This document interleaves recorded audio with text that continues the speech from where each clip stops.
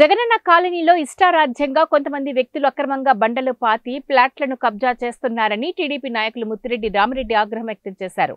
కర్నూలు జిల్లా కోసిగిలో Jagananna colony TDP నాయకులు సందర్శించారు. జగనన్న కాలనీలో అక్రమ బండలు పాతి స్థలాలను కబ్జా చేస్తున్నట్లు వారు గుర్తించినట్లు టీడీపీ నాయకులు తెలిపారు. కోసిగిలోని సజ్జలగుడ్డం రోడ్డులో ఉన్న జగనన్న కాలనీలోని అక్రమంగా లేఅవుట్ లో బండలు పాతి అక్రమ స్థలాలను కబ్జా చేయడమే కాకుండా గత 4 నెలల క్రితం జగనన్న కాలనీలో ఉన్న 1700 మెట్రిక్ టన్నుల ఇసుకను కూడా వైసీపీ నాయకుడు పులుసు రాజు కీలక పాత్ర వహించి సుమారు 10 ట్రాక్టర్ల ద్వారా అక్రమ ఇసుకను తరలించారని ఆరోపించారు. హౌసింగ్ ఏఈ శేఖర్ పోలీస్ స్టేషన్లో ఫిర్యాదు చేయడంతో పోలీసులు కేసు నమోదు చేశారని, వెంటనే పోలీసులు చర్యలు తీసుకోవాలని అన్నారు. హౌసింగ్ అధికారులు, రెవెన్యూ అధికారులు అర్హత కలిగిన పేదవారికి ఇంటి స్థలాలు ఇవ్వాలని, త్వరలో వీరిపై జిల్లా కలెక్టర్కు ఫిర్యాదు చేస్తామని అన్నారు. కార్యక్రమంలో టీడీపీ మండల కన్వీనర్ జ్ఞానేష్, మాజీ జెడ్పీటీసీ తోవి రామకృష్ణ, టీడీపీ నాయకులు నాడిగిరి చిన్నతాయన్న తదితరులు పాల్గొన్నారు.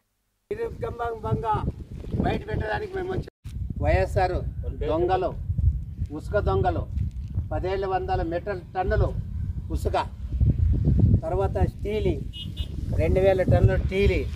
ఈరోజు ఈ ఉసుకని వైఎస్ఆర్ నాయకులకు అక్రమంగా తరలిచ్చి అదే ప్లేస్లోనే ఆ బండ్లు బాతున్నారు. మరి పులుసు రాజు అనే వ్యక్తి వైఎస్ఆర్ నాయకుడు అదే వ్యక్తి 10 ట్రాక్టర్లు పెట్టి 17 టన్నులు తోలి 3 కబ్జాలు చేసి మరి నడి రోడ్లో అక్రమంగా బండ్లు బతింది కూడా. ఆ నాయకుడిని తొందరలో బయట పెడతామని కూడా మాకు టీడీపీ నాయకులు రామిరెడ్డి గారు, నారాయణ గారు, రామకృష్ణ గారు, జ్ఞానేష్ గారు, వీరేష్ గారు, బుజ్జి గారు, వీరారెడ్డి గారు, లక్ష్మీరెడ్డి గారు మేమందరూ వచ్చి ఈ సందర్శించడం జరిగింది.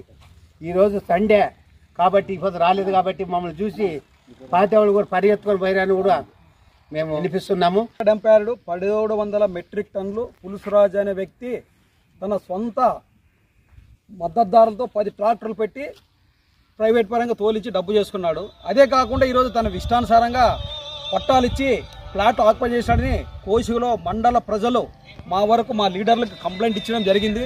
ఆ ఉద్దేశంతో మేము ఇక్కడ ముత్తిరెడ్డి గారు అయితేనేమి, రామిరెడ్డి గారు అయితే, నాడగ తానేమి, జ్ఞానేష్ ఏమి, రామంజి అయితేనేమి, బుజ్జిస్వామి, గైలా మీరేసంతా వచ్చి ఉటావుటిన ఈరోజు మాకు కంప్లైంట్ ఇచ్చారు కాబట్టి ఈ సందర్శించడం జరిగింది. దీనిపైన ఇప్పుడు పోయి పోలీస్ స్టేషన్లో అయితేనేమి, ఎంఆర్ఓ అయితేనేమి, హౌసింగ్ వాళ్ళతోనేమి అవసరం అంటే కలెక్టర్ దృష్టికి కూడా తీసుకుపోతాం. ఇది కాబట్టి తక్షణమే దీన్ని అధికారులు కూడా చర్య తీసుకుంటారని గతంలో ఈ హౌసింగ్ ఏఈ శేఖర్ గారు కూడా అప్పుడు పోలీస్ స్టేషన్లో కంప్లైంట్ ఇవ్వడం జరిగింది. కానీ దీనిపైన ఇంతవరకు ఎటువంటి చర్యలు తీసుకోలేదు.